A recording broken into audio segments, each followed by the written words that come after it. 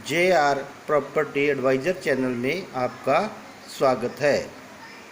आज की वीडियो में मैं आपको पावर ऑफ अटॉर्नी मुख्तियारनामे के बारे में बताऊंगा।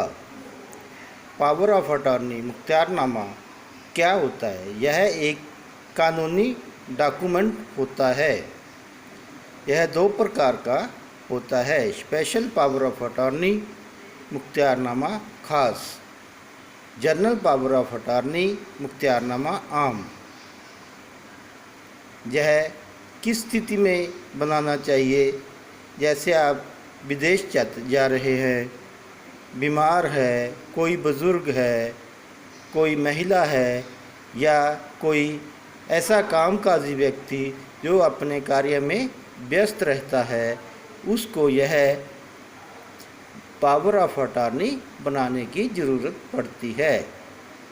पावर ऑफ अटॉर्नी मुख्तियारनामे का मतलब है कि आप अपने कार्य के लिए किसी दूसरे को उस कार्य को करने का अधिकार दे रहे हैं और वह लिखित में कानूनी रूप से दिया जा रहा है, और तथा आप उस कार्य के लिए पूर्ण रूप से उत्तरदायी रहेंगे।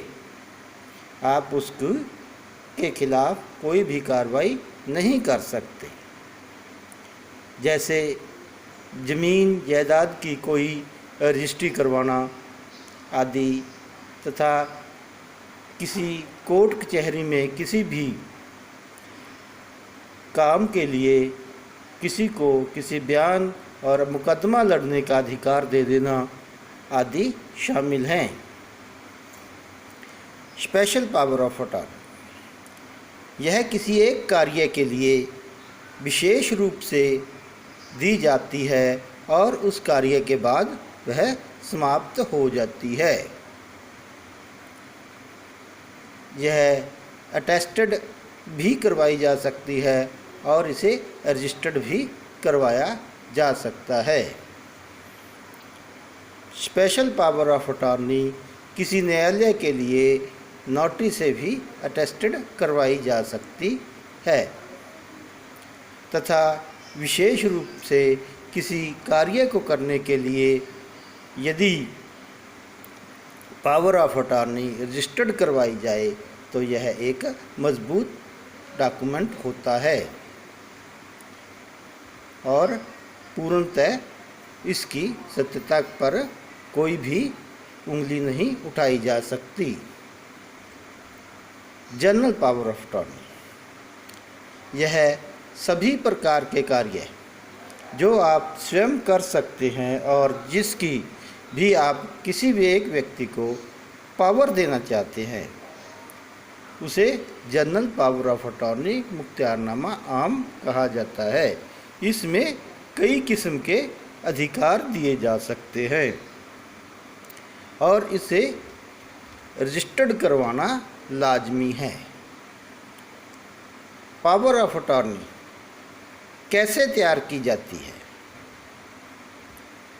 पावर ऑफ अटॉर्नी को तैयार करने के लिए हरियाणा के अंदर 1000 रुपये का स्टाम्प पेपर और रजिस्ट्रेशन फीस लगती है, जिसे किसी भी लाइसेंस शुदा डॉक्यूमेंट राइटर या वकील से तैयार करवा करके तथा उसकी अपॉइंटमेंट तहसीलदार सब रजिस्ट्रार से अपॉइंटमेंट ले करके उसको रजिस्टर्ड करवाया जा सकता है।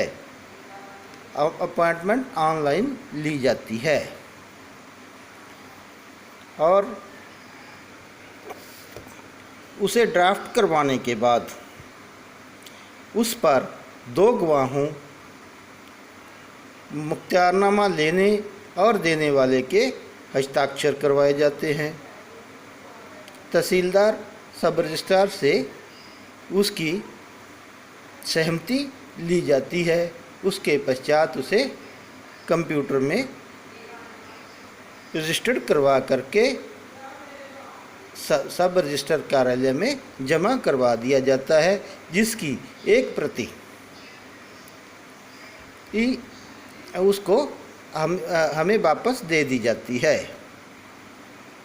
और यह एक भरोसेमंद डॉक्यूमेंट है जो कि एक मनुष्य के जीवन काल तक वैध रहता है और उसकी मृत्यु के पश्चात स्वयं ही समाप्त हो जाता है। मुख्तियारनामा पावर ऑफ अटॉर्नी किस व्यक्ति को दी जानी चाहिए? अपने किसी भी विश्वास पात्र व्यक्ति को पावर ऑफ अटॉर्नी दी जानी चाहिए। यदि आपको लगे कि वह व्यक्ति आपकी जायदाद को या आपकी दी हुई पावर का दुरुपयोग कर सकता है तो वह आप उस मुख्तियारनामा आम को या मुख्तियारनामा खास को कैंसिल भी करवा सकते हैं। यदि भी कोई व्यक्ति विदेश में रह रहा है तो वह उस मुख्तियारनामे को कैंसिल करवाने के लिए वहाँ से ही उस कैंसिल करवा करके संबंधित सब रजिस्ट्रार के कार्यालय में भेज सकता है। तो आप भी यदि मुख्तियारनामा बनवाना के बारे में सोच रहे हैं तो इन सभी बातों को ध्यान में रख कर के मुख्तियारनामा तैयार करवाएं। धन्यवाद। साथियों, चैनल को सब्सक्राइब कर लें, बेल आइकॉन का बटन दबा दें जिससे कि मेरी अगली वीडियो की नोटिफिकेशन आपको सबसे पहले मिल सके। चैनल को लाइक शेयर करें, कमेंट यदि आपको किसी भी कोई बात पूछनी है तो आप कमेंट बॉक्स में कमेंट करके पूछ सकते हैं।